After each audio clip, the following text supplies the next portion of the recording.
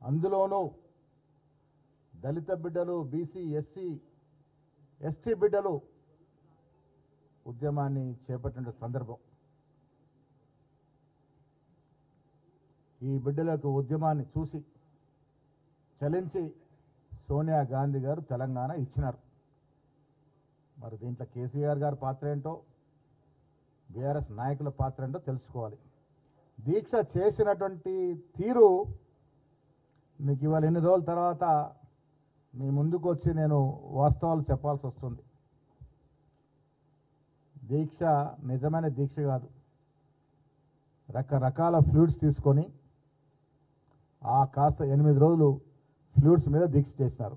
మీకు అన్నీ కూడా డాక్టర్స్ ఇచ్చినటువంటి రిపోర్ట్స్, ఏమేమి ఫ్లూయిడ్స్ వాడారు, ఏ రకమైన విటమిన్స్ వాడారు, ఏ రకంగా దీక్ష నడిచింది, అది అసలు దీక్షనేనా, గతంలో పొట్టి శ్రీరాములు చేసినట్టు దీక్షకి దీనికి ఏమైనా పోలిక ఉందా, పొంతన ఉందా, అసలు ఈ దీక్ష వల్ల తెలంగాణకు జరిగిందేమిటి, ఒరిగిందేమిటి, ఇవన్నీ కూడా దీంట్లో మీకు డాక్టర్స్ ఇచ్చిన రిపోర్ట్ మీ అందరికీ ఇవ్వడం జరుగుతుంది. ఐరోమ్ షర్మిల గారు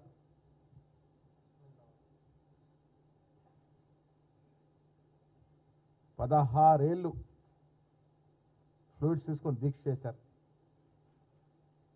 ఇది దీక్షలంటే నిజమైన దీక్ష. ప్రాణాలకు సైతం లెక్క చేయకుండా దీక్ష చేసిన తీరు. 16 సంవత్సరాలు ఐరోమ్ షర్మిల గారు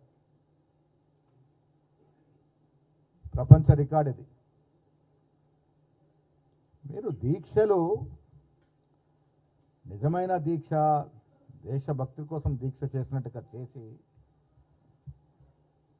ఆ దీక్షను మధ్యనే విరమిస్తే క్రోధోక్తులైనటువంటి విద్యార్థి లోకం,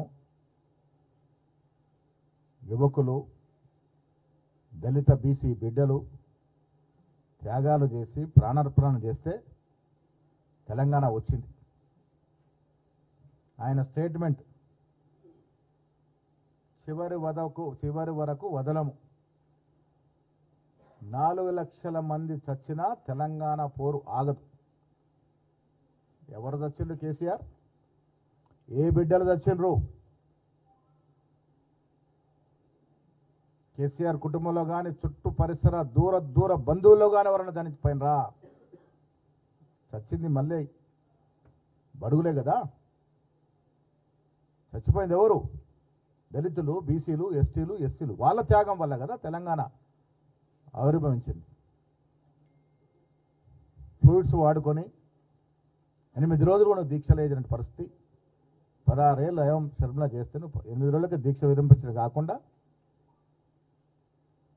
విద్యార్థులు తెచ్చగొట్టి ఎంతమంది ప్రాణాలు బలిగొన్నారు. ఆనాడు జరిగినటువంటి ఆత్మహత్యల పరిస్థితి ఏంది? లోతుగా వాటి మీద అధ్యయనం చేస్తే అసలు వాస్తవాలు బయటకు వస్తే మీ పరిస్థితి ఏంటి? ఏ రకంగా ఉద్యమాన్ని దిగజారి వాడుకున్నారు. వాడుకోవడమే కాకుండా ఆ దళిత బిడ్డలు, గిరిజనుల బిడ్డలు, బీసీ బిడ్డలు ప్రాణార్పణం చేస్తే వచ్చిన తెలంగాణని 10 ఏళ్ళుగా మీరు దోచుకున్న తీరు ప్రజలు మర్చిపోలే. తండ్రి ఒక దిక్కు, కొడుకు ఒక దిక్కు, మేనలుడు ఒక దిక్కు, సడ్డకుని కొడుకు ఒక దిక్కు, బిడ్డ ఒక దిక్కు, చుట్టాలు ఒక దిక్కు, తాబేదారులుగా ఉన్నటువంటి ఆనాడు మంత్రులు, ఎమ్మెల్యే ఒక దిక్కు. ఏ రకంగా తెలంగాణ ఎన్ని రకాలుగా దోచుకున్నారో తెలంగాణ ప్రజలు మర్చిపోలే. ఇంత తెలంగాణ దోపిడీ గురి చేసి 7.5 లక్షల అప్పు చేసి పలాయనం చిత్తగించేలా ఫామ్ హౌస్కి పరిమితమైతే మళ్ళేదో దీక్షల పేరిట ₹1 కోట్ల ఖర్చు పెట్టి ఉనికిని చాటుకునే ప్రయత్నమే చేస్తూ ఉన్నారో తెలంగాణ ప్రజలు తిరస్కరిస్తారు. గుర్తుపెట్టుకోండి. 2003 అసెంబ్లీ ఎన్నికలు ఏ రకంగా తిరస్కరించినారో, పార్లమెంట్ ఎన్నికలు ఏ రకంగా 0 సీట్లు ఇచ్చినారో, మొన్న జూబ్లీ హిల్స్ ఎలక్షన్లో ఏ రకంగా బుద్ధి చెప్పినారో అదే గతి కంటిన్యూ అవుతుంది. నేను రిపోర్ట్లన్నీ కూడా కేటీఆర్ కూడా పంపిస్తా ఉన్నా, చదువుకోండి.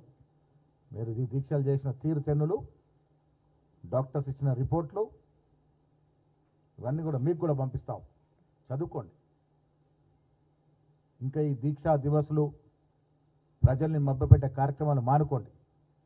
మీకు మన చిత్తశుద్ధి ఉండి నిజంగా చేయదలుచుకుంటే సోనియా గాంధీ గారు ఫోటో పెట్టుకొని ఈ వారం రోజులు పాలాభిషేకాలు చేయండి.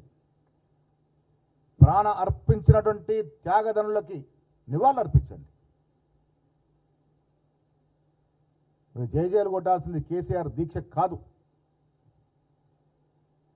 దళిత బిడ్డలు అంటించుకోవడానికి నిప్పు దొరుకుతుంది, కిరోసిన్